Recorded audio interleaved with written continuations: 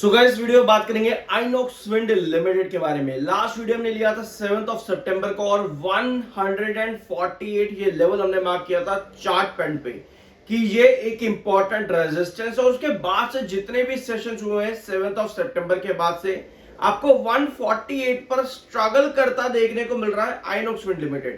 पहली बार चैनल पर आओ, सब्सक्राइब करके जरूर जाना। शुरुआत करते हैं पहले आपकी अपडेट से। सो भैया नुवामा ने आपको याद होगा अपना जो टारगेट है इन आइनॉक्स विंड उसको कट किया है 19% तक।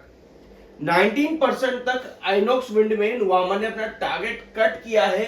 रीजंस क्या इन्होंने बताया, जो इनके प्रोजेक्ट्स है उनके ऊपर एग्जीक्यूशन किस तरह से चल रहा है ये इन्होंने रीजन बताया है। अपार्ट फ्रॉम दिस कंपनी की ऑर्डर शीट के बारे में भी यहां पर आपको चीजें देखने को मिल जाएगी और 2026-27 के फाइनेंशियल ईयर तक का जो भी एग्जीक्यूशन टाइमलाइन है 1.1 गीगावाट से लेकर के 1.8 गीगावाट टू 1.2 और 2 गीगावाट रिस्पेक्टिवली, ये सारा टाइमलाइन का एग्जीक्यूशन क्या कंपनी कर पाएगी इस पर क्वेश्चन मार्क रखते हुए इन्होंने अपना टारगेट 19% तक कट कर दिया था आइनॉक्स विंड लिमिटेड में। वेयर आज अगर आप पुराना टारगेट इनका देखोगे तो 236 के आसपास आपको देखने को मिला था। ठीक है, पुराना target according to Nuvama in Inox wind था वो था 236, लेकिन 19% कट करने के बाद में इन्होंने अपना टारगेट 190 पर किया। ऑल्दो रेटिंग जो आपको देखने को मिलेगी वो स्टिल इन्होंने मेंटेन करी बाइंग की रेटिंग।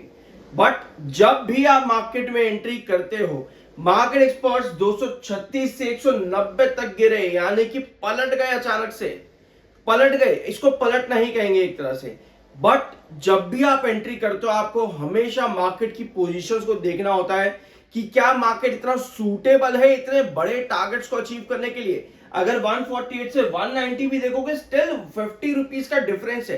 कितने का डिफरेंस? 42 रुपीज के आसपास का।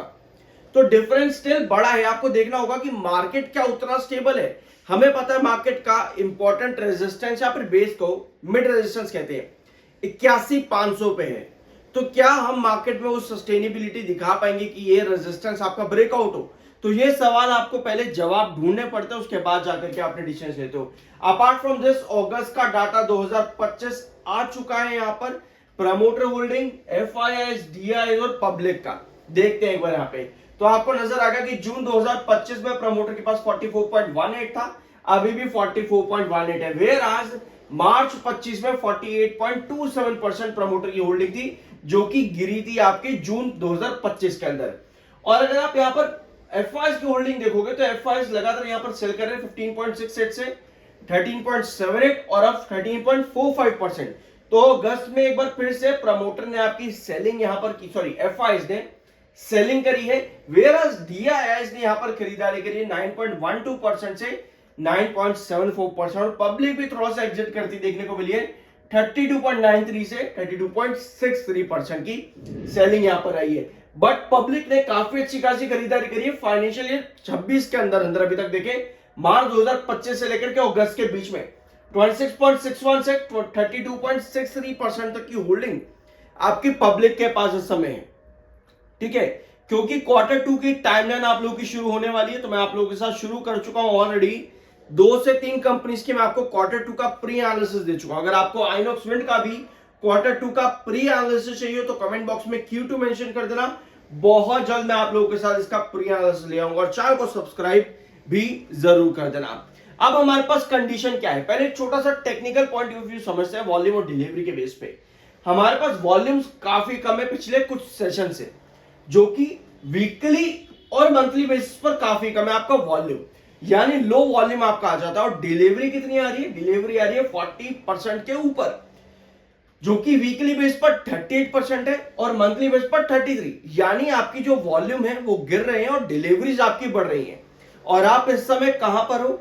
इस समय आप हो 148 पे। यहां पे देखो आप इस समय 148 पर हो। यहां पे 148 के ऊपर आपकी लगातार क्लोजिंग भी आ रही है।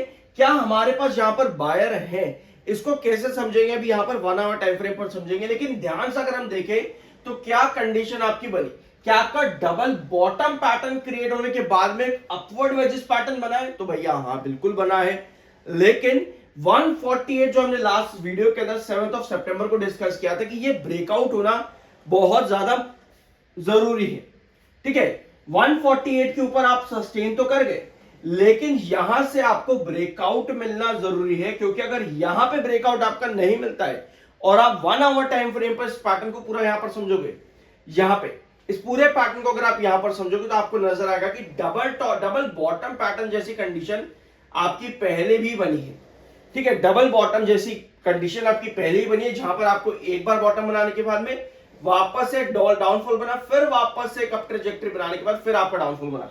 तो अगर यहां पे आपका अप ट्रेंड वापस से इंक्रीज हुआ है, तो क्या हम यहां पर इस वाले डबल बॉटम पैटर्न को एलिमिनेट करके यहां से एक डबल ट्रेजेक्टरी क्रिएट कर सकते हैं? इसके लिए आपको क्या चाहिए होगा? पहली चीज, आप डबल बॉटम से ऑलरेडी ऊपर की तरफ हो यहां पे, ठीक है, 148 के ऊपर आप सस्टेन करने की कोशिश कर रहे हो, बट यहां पर पैटर्न्स को अगर हम समझे, अगर आपके पास फॉल आता है, मानते हैं 148 पर आप सस्टेन नहीं करते, 148 पर आप सस्टेन नहीं करते, लेकिन आपके रेजिस्टेंस ब्रेक हो रहे हैं, आपके रेजिस्टेंस ब्रेक हो रहे हैं।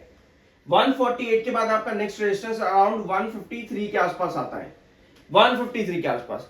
तो ऐसे में अगर आपका 148 सस्टेन नहीं करता, आपकी क्या कंडीशन यहां पर है? पहले तो आपको पता, आप डबल बॉटम बना रहे हो, हमारा जो पुराना रेजिस्टेंस यहां पर था 142 के आसपास, 142 के आसपास, ये आपका बन सकता है एक छोटा सपोर्ट, यहां से आपकी पोजीशन स्ट्रांग नजर आती है। बाकी 148 पर अगर आपके पास बायर आते हैं, अगर आप यहां पैटर्न पर देखोगे, आपके पास अगर बायर आ रहे हैं, तो ऐसी कंडीशन में भी 148 बहुत इंपॉर्टेंट सपोर्ट बन सकता है। तो दोनों पॉसिबिलिटी हमारे पास में है। 148 टिके रहना काफी जरूरी है। अगर 148 बना रहता है तो आप 153 रुपीज के नेक्स्ट रेजिस्टेंस के पास जाते हो। बायर की इस समय ज्यादा जरूरत रहेगी, क्योंकि मार्केट एक्सपोजर ने थोड़ा सा टारगेट कट भले ही किया है, बट उस टारगेट कट को करने के बाद में आपके पास 6% तक की अच्छी खासी रिकवरी भी मिल चुकी है। बाकी देखते हैं मार्केट किस तरह स्टेबिलिटी दिखाता है 81,500 और 82,300 के बीच में, वो ज्यादा जरूरी रहेगा अभी के लिए, आइनॉक्स विंड लिमिटेड के लिए भी। आई होप कि वीडियो आपको पसंद आया होगा। मिलता अगले वीडियो में। बाय। कोई रिकमेंडेशन नहीं, वो आपका अपना ओपिनियन और मर्जी होनी चाहिए।